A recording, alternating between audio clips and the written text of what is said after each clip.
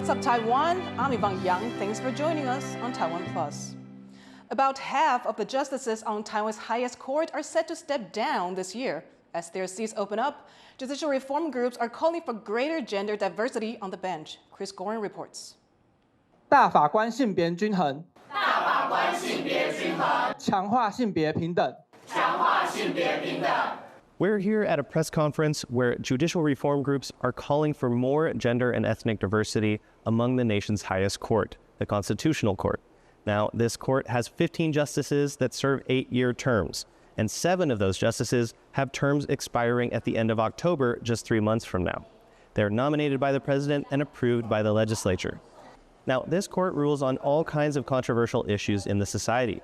For example, they're the court that made same-sex marriage the law of the land, and they're also set to issue a major ruling on whether or not the death penalty is constitutional.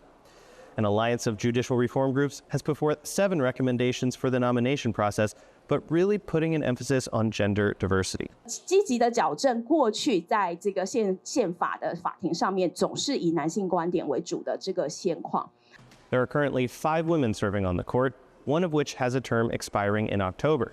These groups are hoping that President Lai Ching-te will nominate even more women this time around, leading to a more diverse court.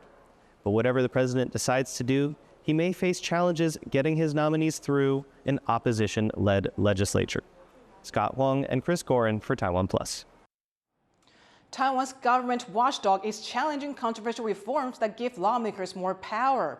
The Control Yuan is the latest branch of government to petition the Constitutional Court for a review of amendments that give the legislature more investigative powers. The amendments were passed by the opposition-controlled legislature. Opposition lawmakers say they're necessary to hold the government to account. But the president, his cabinet, and the governing party's legislative caucus all say they're unconstitutional. The Control Yuan is adding its voice to that. It says the new powers undermine its own investigative powers. The Constitutional Court has already agreed to review the amendments. The United States' top representative to Taiwan has been awarded a special medal for diplomacy. Sandra Outkirk has been the director of the American Institute in Taiwan since 2021, the first woman to hold the position. The organization serves as the U.S.'s de facto embassy to Taipei. Taiwan's foreign ministry presented Outkirk with the award during the last week of her tenure for extraordinary efforts in enhancing bilateral relations. The long-standing U.S.-Taiwan relationship is only getting stronger.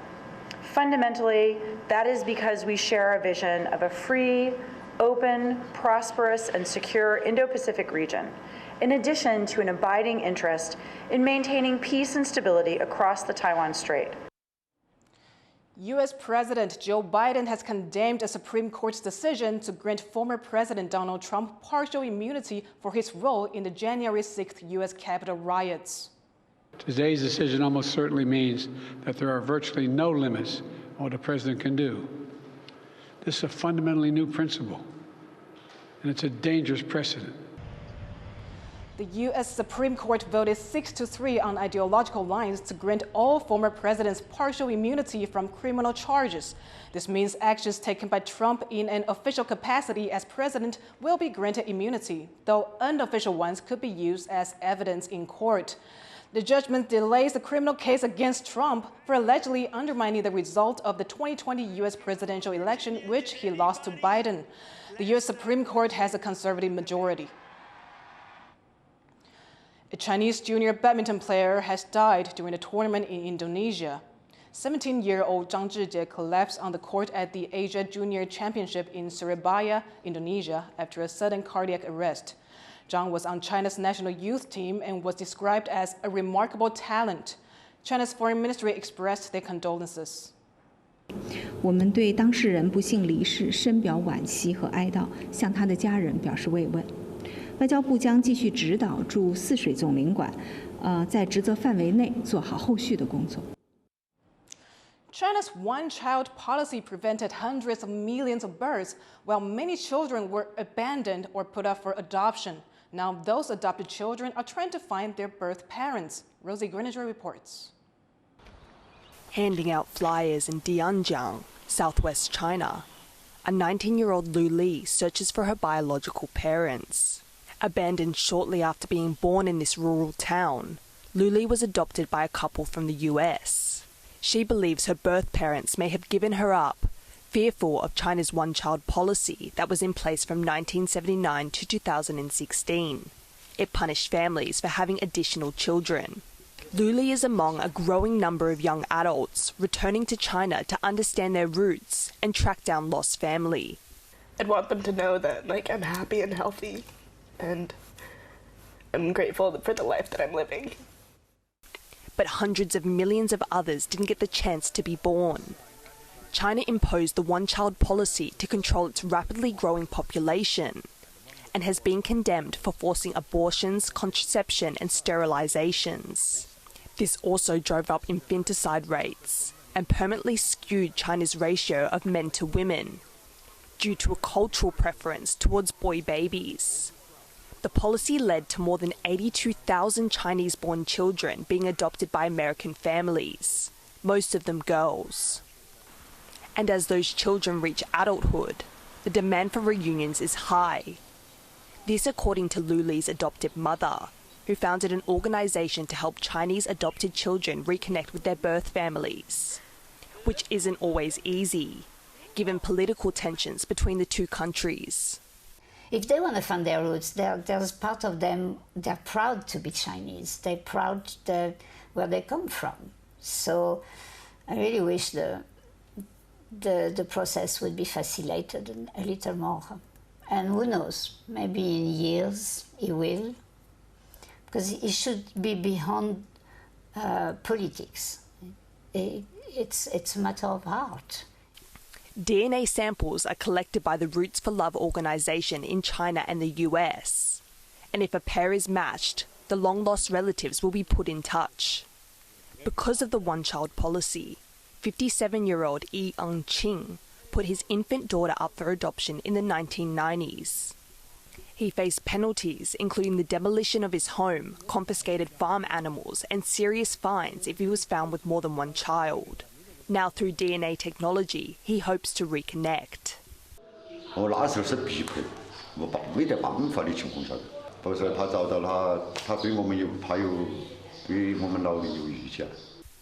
Although patchy records means finding a match is unlikely, there have been success stories. With the support of her adopted family, though equipped only with photos of herself as a baby, Luli hopes to be among those able to reunite with long-lost relatives. Patrick Chen and Rosie Greninger for TaiwanPlus. Authorities in Barbados are cleaning up after Hurricane Beryl smashed into the Caribbean island. The damage is, right now, I'm real heartbroken because this is a lot of work. This is more than a week's work here. We have sand also not on the outside, but on the inside of the shop. The Category 4 storm brought winds of 240 kilometers per hour and left widespread damage, snapping trees in half and ripping roofs off houses. No injuries have been reported so far. It's the first Category 4 storm to ever form in June, fueled by record-high Atlantic temperatures. An apartment block in Taipei is said to be the first to be rebuilt under a plan to fix up the city's aging housing. In a city where most apartments are over 3 decades old, there's a lot more work to be done. John Ventriest reports. It's taken a lot of negotiation, but crumbling ceilings were the final straw. Over 90% of residents in the Songbo apartment complex have agreed to a reconstruction plan, meaning it will go ahead. This will be the first apartment block rebuilt under a plan the Taipei city government launched in 2020. 70% of Taipei's housing units are over 30 years old, meaning they predate toughened building codes meant to make structures earthquake safe. But earthquakes aren't the only problem. Many older buildings, including the 38-year-old Songpo complex, were built with sea sand mixed into the concrete. This concrete flakes, and over time, it corrodes the rebar inside too. Many residents of the Songpo complex have long felt that their building was unsafe, and they're relieved it's going to be rebuilt. 天花板崩塌啊，然后那个女儿墙倒塌，那有些住户只要遇到地震，就是往1楼跑。这几年都一直都有点住得不太安心。我以住户代表来看的话，我没有遇到说反对的意见。There are sacrifices they'll have to make, though. The city government says the apartments in the new building may be much smaller. 其实坪数换下来没有到1坪换1坪，我们大概我算一算，大概只有1坪换0.5多而已。解决我们住户的一些居住上的安全来讲，还是一个蛮好的一个解决途径啦。It's taken 2 bidding processes and much discussion among residents just to get this far. Now they have a construction firm for the job. There's the other problem rebuilding plans like this face, actually getting the job done. Getting started can be slow, though industry insiders say things will get easier. 切工切料虽然会造成工期的 delay 呢，但是不是完全无解。尤其在今年呢，政府劳动部开放外劳之后呢，更让我们在移工方面有所补充。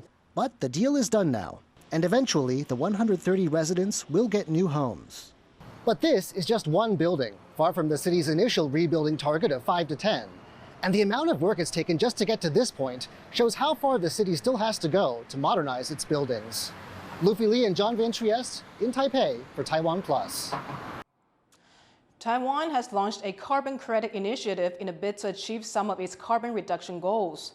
The tree planting project in Paraguay follows the launch of a similar mangrove restoration project in Myanmar last month. It's the first of its kind to be listed on Taiwan's carbon trading system, which allows polluting companies in Taiwan to buy so-called carbon credits to offset their CO2 emissions. It's been hailed in Taiwan as a viable path towards the country's goal of reaching net zero emissions by 2050. But offsets are widely criticized for allowing companies to pay to continue polluting. Movie director Laha Meibo won the Golden Horse Award for Best Director in 2022, becoming the first Indigenous woman to win the coveted prize. Joyce then reports on how her work showcases Atayal culture. Back home, where it all began in this village, Taiwanese film director Laha Meibo, the first Indigenous woman to win Best Director at the Golden Horse Awards, thinks back on her first movie, Finding Seiyun, which features scenes on this same street. She's from Ropway in northeastern Yilan County, a village local indigenous groups collectively now call the Jingyue community.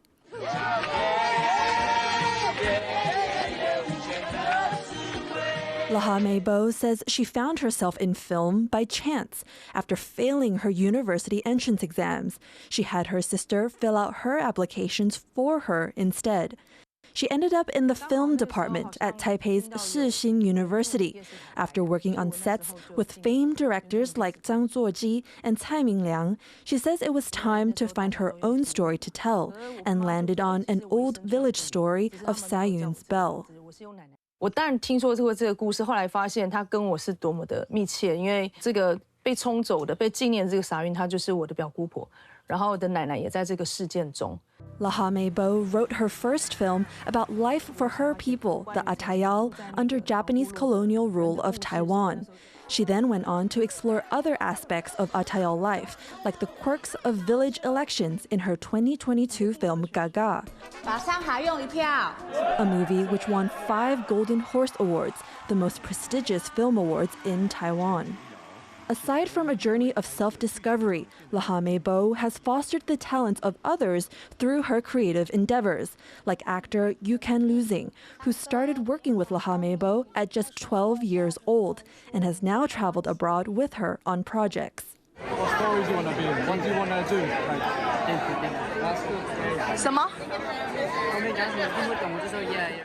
Laha Meibo's latest project stars Yukan Luzing in a short as part of the U.S. nonprofit Nia Terra Project, which brings together indigenous creators from around the world. 我觉得其实对自己的文化，你有信心、跟自信、跟理解的时候，其实你对外你都是不会担心的。Laha Meibo says she hopes her work can inspire Atayal youth and those from other communities and give indigenous people their own cinematic voice. Kamashu and Joyce Zhen for TaiwanPlus. Thank you for watching What's Up Taiwan. Finally dive in with thousands of people in Chile taking part in the country's traditional winter dip. I'm Yvonne Young. Take care, and I'll see you next time.